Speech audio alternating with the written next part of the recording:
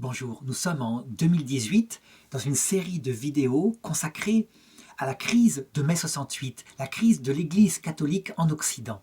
Nous sommes dans le site de l'Institut Docteur Angélique. Et je voudrais, dans cette dernière vidéo, sur cette série, cette vidéo de conclusion, répondre maintenant, toujours de manière spirituelle, à la question suivante. Pourquoi Dieu a-t-il permis ce signe immense dans l'Église d'Occident? Ce signe qui est une apostasie, on peut le dire. Donc la chute non seulement de la pratique religieuse, mais surtout de la foi intérieure, par une génération, dans une génération, en quelques années, comme ça, pour passer à pratiquement l'athéisme qui est la première religion, on peut le dire, dans un pays comme la France, un pays sécularisé comme la France. Pourquoi a-t-il permis aussi le signe de Judas? Ça veut dire la présence d'une partie du clergé qui elle-même s'est battue dans le sens de cette apostasie pour remplacer le christianisme par un humanisme quasiment sans Dieu, ou alors où Jésus est juste une sorte de Che Guevara qui se bagarre pour le bonheur sur terre. Pourquoi avoir donné aussi le signe de Pierre? Ça veut dire de ce zèle pour, pour Dieu, qui ne tient pas. Ce qu'a fait Monseigneur Lefebvre, ce zèle qui se sépare de l'Église, qui doute dans cette tempête, parce que il ne peut pas croire qu'une telle épreuve puisse venir de Dieu.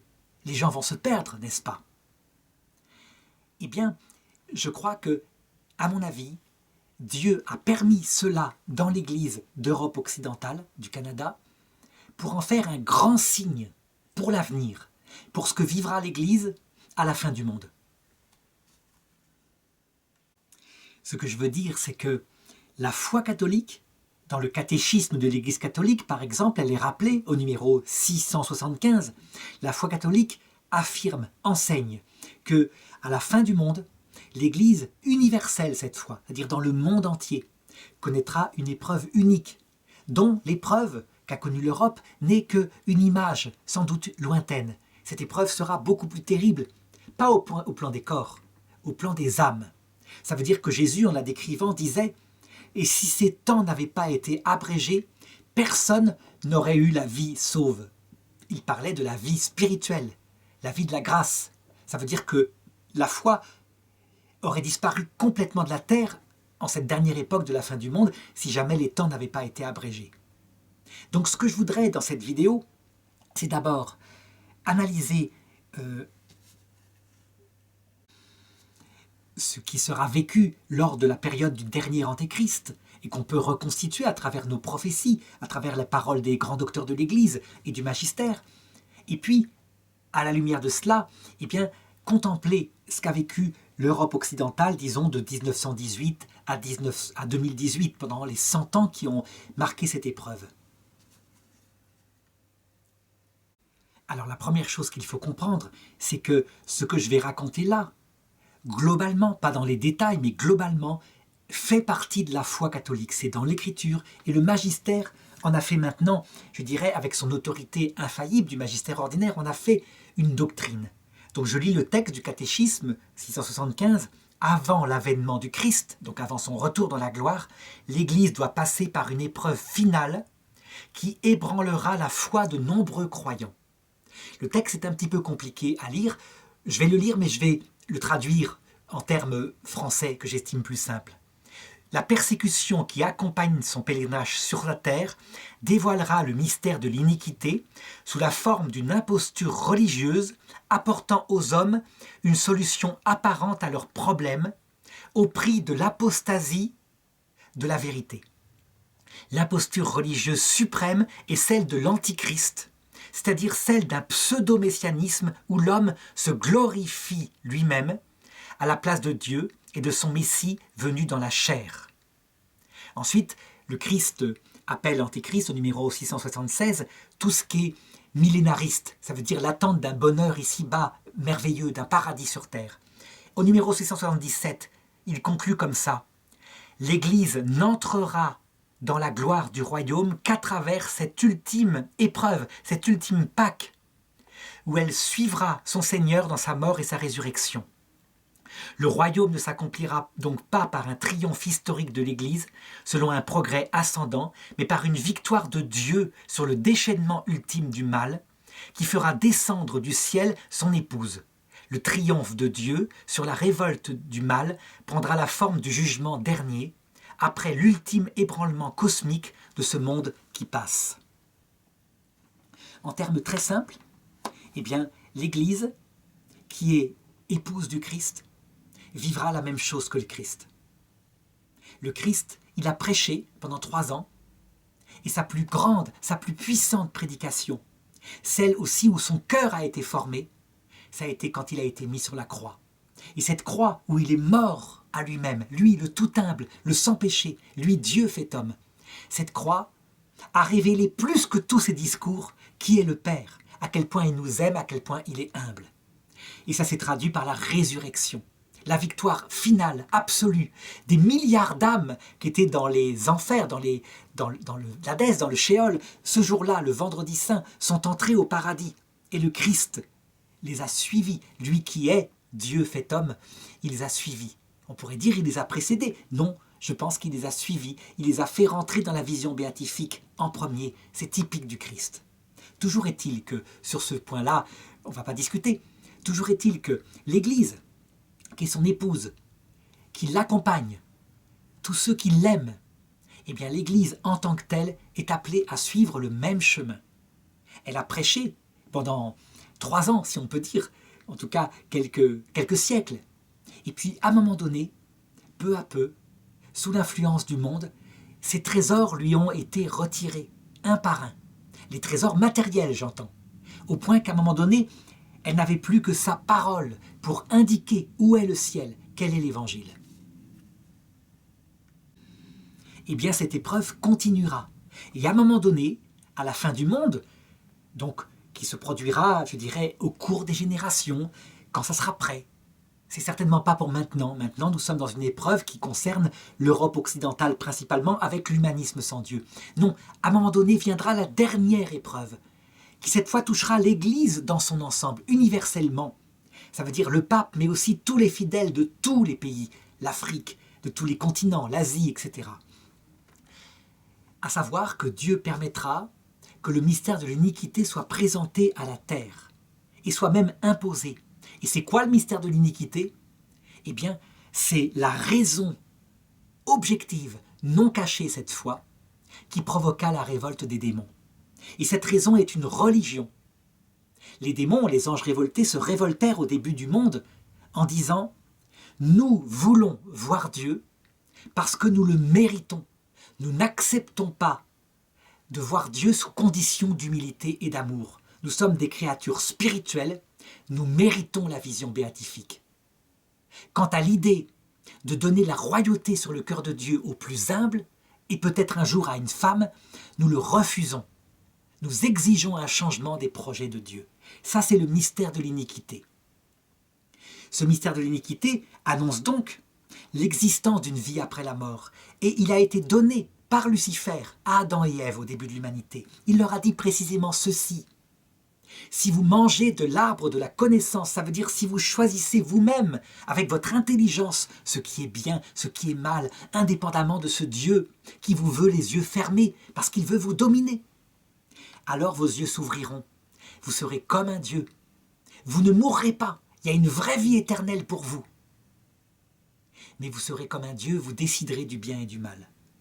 Ça, c'est très exactement la prédication de ce que fait Lucifer lorsqu'il annonce son paradis alternatif qu'on appelle l'enfer, nous chrétiens.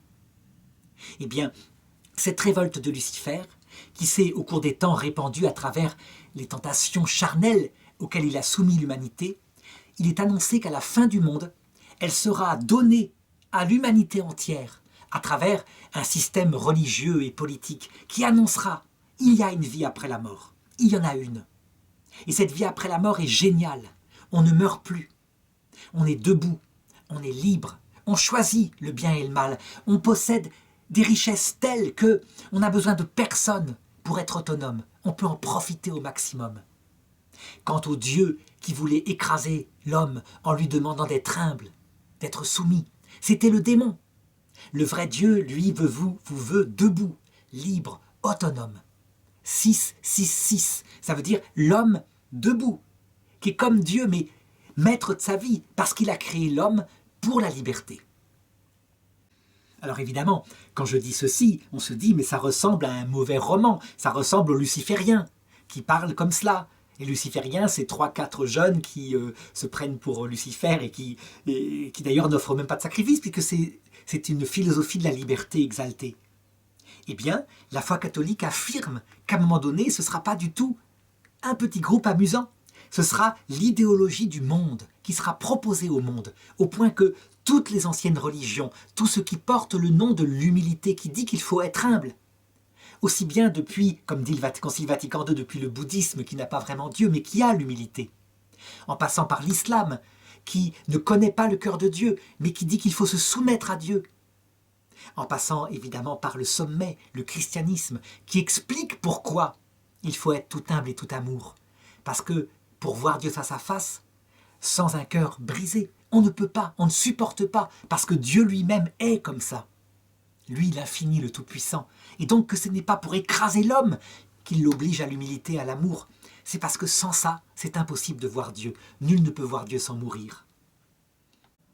Ce qui est certain, c'est que ce dernier antéchrist luttera contre ce qui porte le nom de Dieu et contre la religion du Christ, et qu'il paraîtra vaincre, au point que ce sera tellement séduisant que la plupart diront « mais en fait c'est le vrai christianisme, c'est le vrai message du Christ, la liberté, le Christ est venu pour prêcher la liberté ». Ils ne verront même pas que c'est un antéchrist, que le Christ est venu pour prêcher l'amour de Dieu et du prochain jusqu'à l'oubli de soi, et que c'est ça qui rend libre. En effet, rien ne ressemble plus à l'ange de lumière que l'ange des ténèbres lorsqu'il se déguise. C'est ça qui est malheureux. Et on le voit dans notre propre vie. Rien ne ressemble plus à un amour pur, génial, que le sentiment, cette jouissance sentimentale qui nous fait trahir notre conjoint à qui on a fait des promesses. Mais ça nous paraît être un amour pur puisque c'est tellement frais et elle est tellement nouvelle, cette jeune femme qu'on aime, etc. L'ange de lumière se déguise en ange de... L'ange de ténèbres se déguise en ange de lumière. Alors évidemment, dans cette période terrible pour les âmes, parce que c'est un monde matériellement formidable, où la maladie sera vaincue, etc. Peut-être que la vie durera d'ailleurs beaucoup plus longtemps parce qu'on aura trafiqué l'ADN. Mais dans ce monde de l'Antéchrist, ce sera un désert spirituel total. Parce que le Dieu que vénère l'Antéchrist, qui est Lucifer en fait, l'ange révolté, ce Dieu, on ne peut pas l'aimer, il ne vient pas habiter dans le cœur. C'est un Dieu fier, qui nous veut debout et fiers, qui se moque des câlins de tendresse, qui n'a besoin que d'hommes libres, debout, dignes. Et donc, comme le cœur de l'homme est fait pour le vrai Dieu, un Dieu qui est certes tout-puissant, mais dont la qualité première est l'humilité, l'amour, la vérité, qui nous dit en vérité quel est notre péché et qui nous les pardonne. Le cœur des hommes sera dans un désert total. C'est la plus grande souffrance que jamais l'humanité aura vécue. En comparaison, les massacres du néolithique sont rien, parce qu'ils ne touchent que le corps. Là, quand on connaît le désespoir, c'est-à-dire une vie insensée, avec en plus la certitude que de l'autre côté c'est pareil, que c'est éternellement, mais que cette fois on ne pourra pas se suicider, on ne pourra pas éteindre. C'est donc une possession de tous les moyens, de toutes les richesses, et une vie sans signification. On peut dire que la génération qui vivra à cette époque-là connaîtra le désespoir. Saint Thomas d'Aquin va jusqu'à dire qu'elle n'aura pas besoin de passer par le purgatoire lorsque le Christ reviendra, tellement elle aura souffert intérieurement, et tellement elle sera heureuse de le voir. Donc on sait que Dieu permettra cela, à la fin du monde, pour faire éclater un salut dans la dernière génération de nos petits-enfants, nos arrière-petits-enfants, et nous, on sera de l'autre côté, pour faire éclater un salut immense, gigantesque, encore plus fort. C'est ce que dit saint Paul, ou de Thessaloniciens chapitre 2. Quant à l'Antéchrist, il le balayera par le souffle de sa venue. Et donc je disais que cette prophétie-là, que doit vivre la dernière génération, eh bien, à un petit niveau, au XXe et au XXIe siècle, l'Europe l'a vécu. Et donc en a donné un signe, une sorte de parabole pour les générations suivantes. Tout ce que j'ai décrit dans les 9 vidéos précédentes à savoir ce qu'il s'est passé. D'abord, dans le monde de l'Occident, avec la Première Guerre mondiale, la Deuxième Guerre mondiale, mai 68, puis ce qui s'est passé en conséquence dans l'Église, parce que les prêtres sont tirés du peuple de Dieu, et donc forcément sont influencés par le monde, il faut s'en souvenir, parce que cette fois de manière mondiale, ça sera vécu d'une autre façon. On peut même, je dirais, deviner ce qui sera l'occasion de cela. Il y aura certainement, dans les années à venir, puisqu'il semblerait que l'épreuve de l'Europe occidentale se termine, il y aura certainement un renouveau profond, mondial, du christianisme qui va se produire. Ça dépend uniquement du Saint-Esprit. Je sais que Marthe Robin, plus ou moins l'annonçait. Son père spirituel disait, elle ne l'a pas vraiment annoncé, elle le souhaitait. Elle disait, la France tombera bien bas. Tellement bas.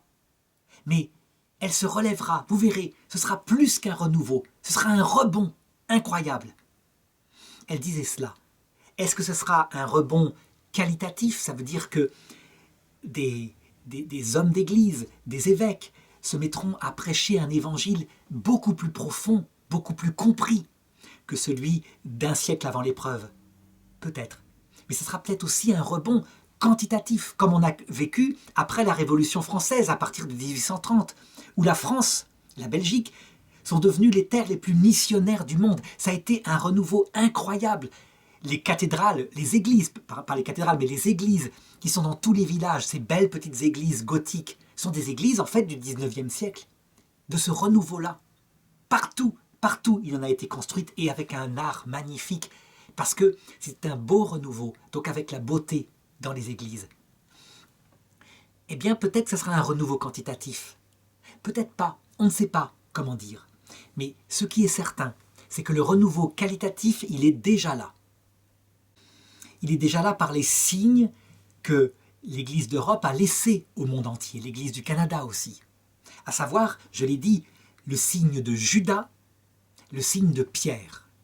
Ça veut dire que dans l'Église, à l'intérieur même de l'Église, je ne compte pas ceux qui à l'extérieur la détruisaient, eh bien, des gens ont livré l'Église, vraiment, comme ça s'était passé à l'époque de Jésus et ce qu'avait commis Judas. Et pour les mêmes raisons, à savoir l'énervement devant le temps gaspillé à répandre du parfum vers Dieu, ça veut dire la prière contemplative, l'énervement pour qu'on ne s'occupe que des pauvres. Donc une intention qui paraît droite, mais qui s'est traduite en fait, après, par la trahison. Je l'ai dit, la trahison de ceux qui maintenaient une vie de prière, une fidélité au magistère, l'hypocrisie, le mensonge, la marginalisation de ces gens, un véritable martyr pour l'Église qui était restée fidèle, comme elle le pouvait. Ça, c'est le signe de Judas. Ça veut dire que très probablement, à la fin du monde, eh bien, l'ennemi intérieur dans l'Église, une sorte de Judas, pareil, humaniste, mais même plutôt avec ce Dieu-là, ce Dieu de l'homme debout, sera celui qui sera le plus ennemi de l'Église, tout en ne quittant pas l'Église, en se proclamant comme étant membre de l'Église. Un schisme intérieur sans schisme extérieur. Satan entra en lui, dit Jésus, à propos de Judas. Eh bien, on peut dire que la génération du signe de Judas, c'est pareil. Ça aurait été qu'un combat idéologique pour se battre, pour faire du social, mais sans attaquer violemment ceux qui maintenaient une vie contemplative, on n'aurait rien dit. Le problème, c'est que ça s'est passé comme ça. Le deuxième signe qui sera donné dans l'Église, ce sera le signe de Pierre.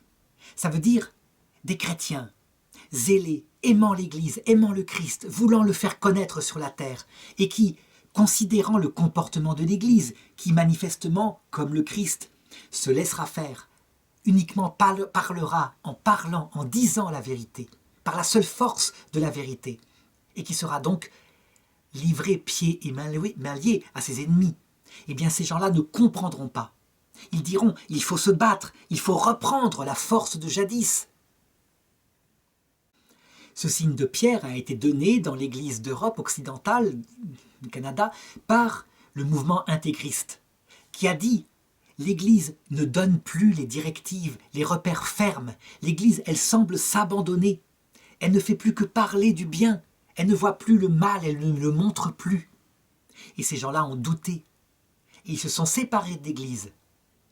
Et ça a été extrêmement douloureux, comme je l'ai dit dans une des vidéos, à savoir que croyant véritablement que l'Église était sainte, et en même temps, ils n'y croyaient pas parce qu'ils voyaient l'apostasie se répandre.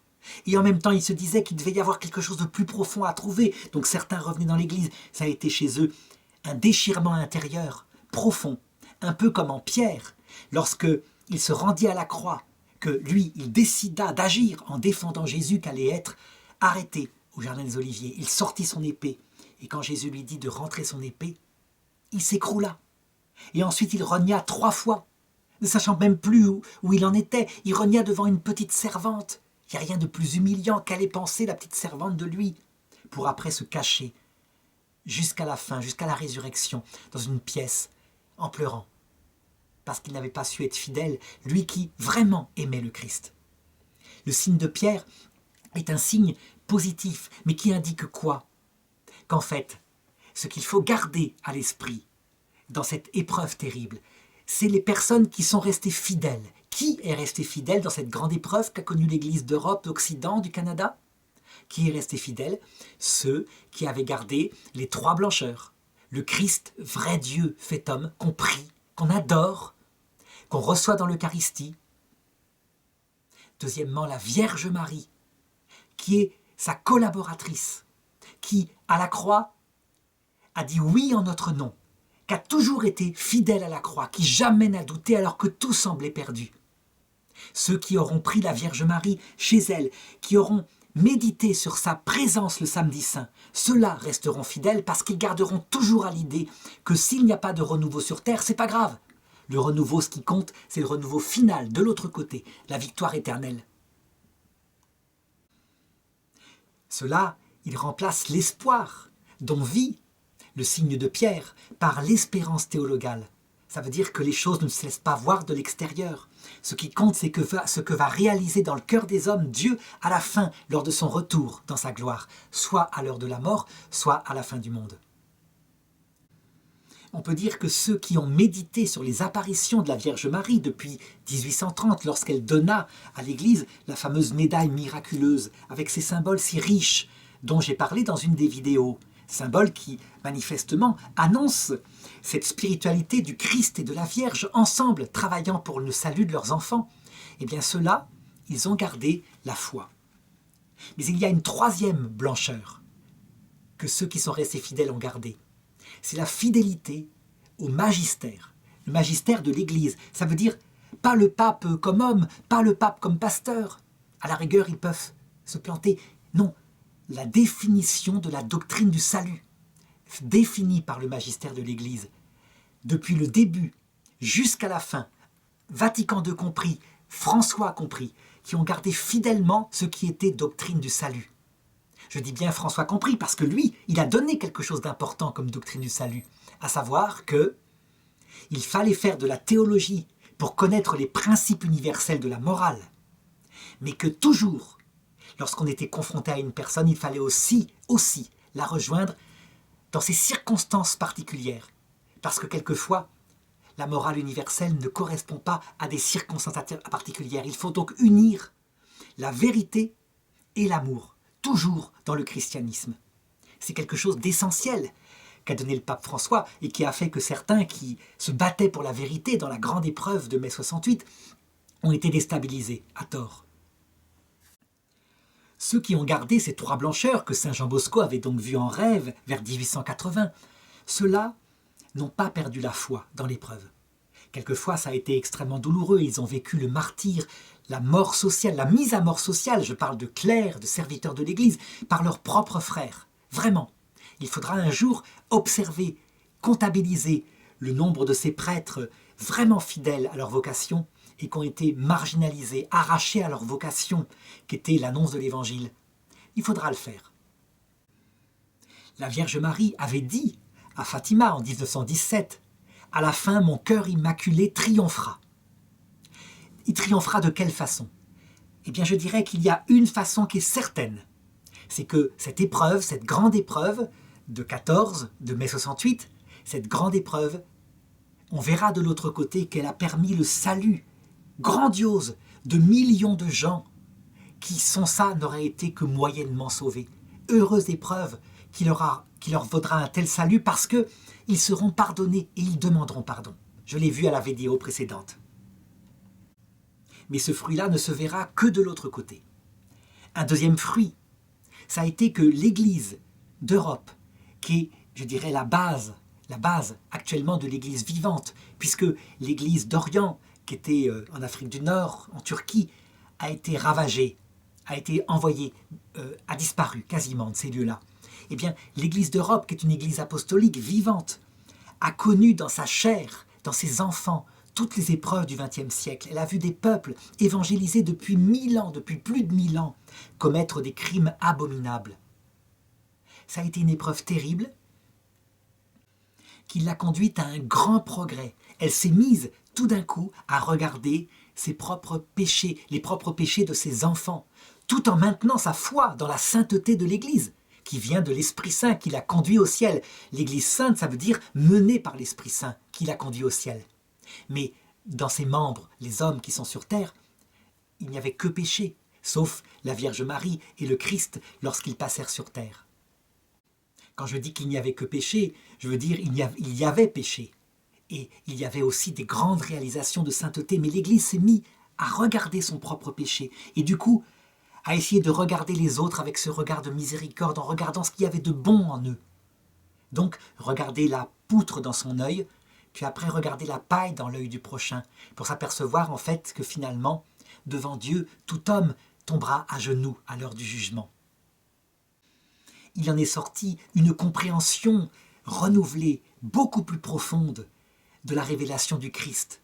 On peut dire que le 20e, 21e siècle, c'est pour la théologie, avec Sainte Thérèse de l'Enfant Jésus, avec le Concile Vatican II, bien compris, pas le Concile Vatican II falsifié par la génération progressiste, mais ça a été, je dirais, presque plus important, disait Paul VI, que le Concile de Nicée.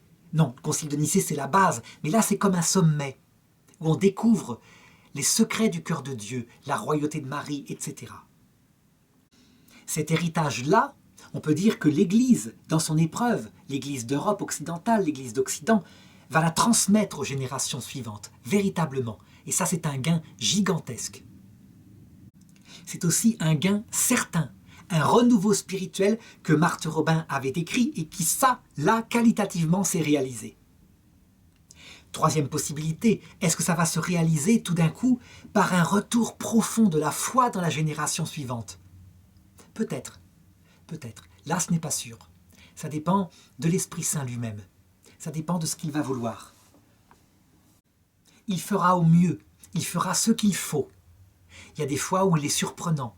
Par exemple, les terres où sont nés le christianisme. Lorsqu'elles abusèrent de la liberté qui leur avait été donnée par la foi, au point de se bagarrer avec fanatisme pour des débats théologiques, de s'excommunier mutuellement, de passer son temps à discutailler sur... Mais c'est très bien de discutailler de théologie, mais de discutailler sans charité, avec dureté, avec méchanceté. Eh bien, à un moment donné, voyant cela, Dieu a livré ses églises, la fille aînée de l'église en particulier, qui est la Turquie, qui est l'Empire romain d'Orient, avec son siège Constantinople, il l'a livrée. Il l'a livrée à une religion moins profonde, humaine, mais une religion qui, au moins, faisait qu'ils n'abusaient plus de leur liberté. Saint Paul avait prévenu que ça se passerait comme ça. C'est dans l'Épître aux Galates, chapitre 5, verset 1. « N'abusez pas de votre liberté donnée par le Christ, de peur que vous ne soyez de nouveau livrés à la servitude. »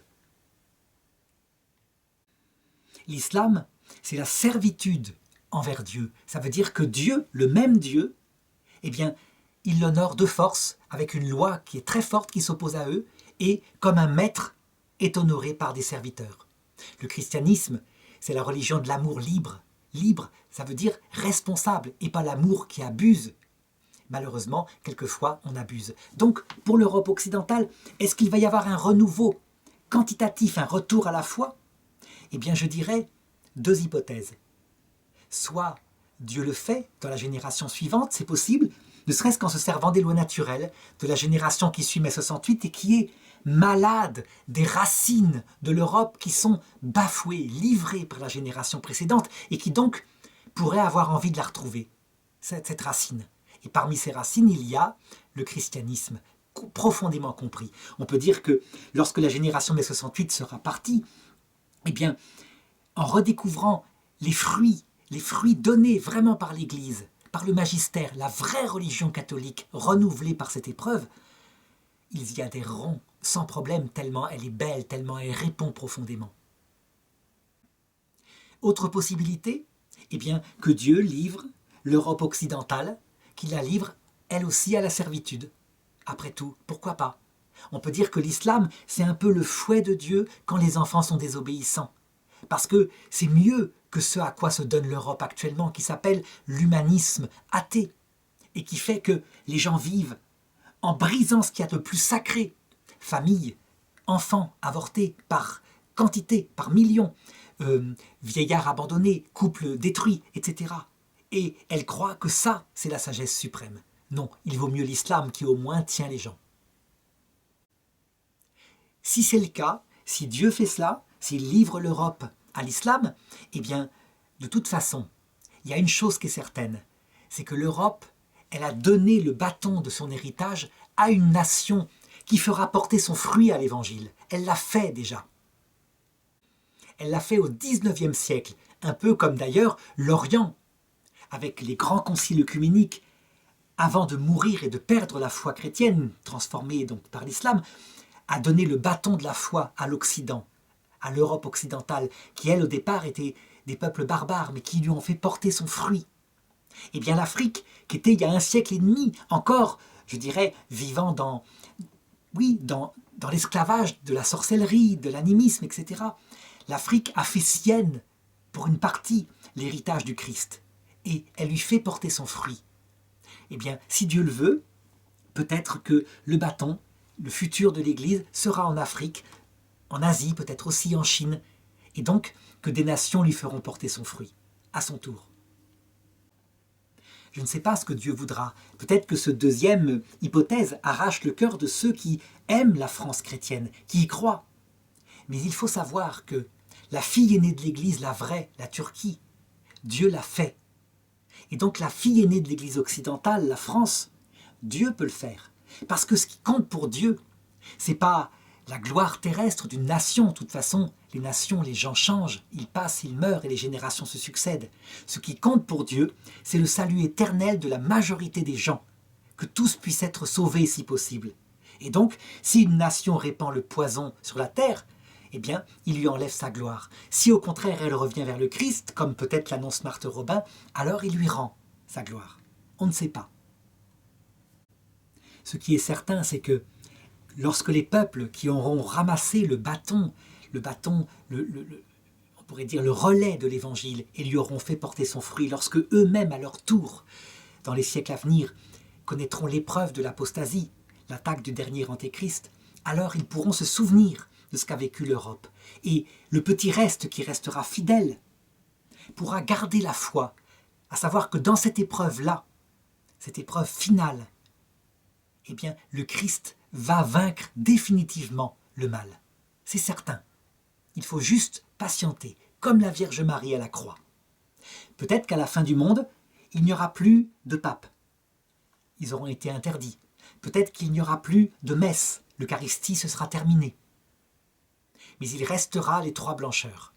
Le Christ dans sa prière, la Vierge Marie dans sa prière, et les documents, je dirais la synthèse de la foi, compris profondément, expliqué profondément par la totalité des conciles et laissé par le dernier pape peut-être à l'Église pour qu'elle en vive. Je sais que certains protestants tiqueront en disant « mais on a l'Écriture, ça suffit ». Non, jamais l'Écriture n'a suffi. Toujours l'Écriture avec l'Église et avec le magistère qui précise là où est la bonne interprétation. Les 3 ensemble, c'est ça qui permet d'approcher la vérité. Eh bien, l'Église catholique qui a toujours cru, qui a toujours gardé ces 3 choses-là ensemble, laissera à la fin du monde, je dirais, une pleine et claire synthèse de la façon dont il faut comprendre profondément l'Évangile, jusqu'au sommet des secrets, à savoir le rôle de la Vierge Marie des saints, la communion des saints.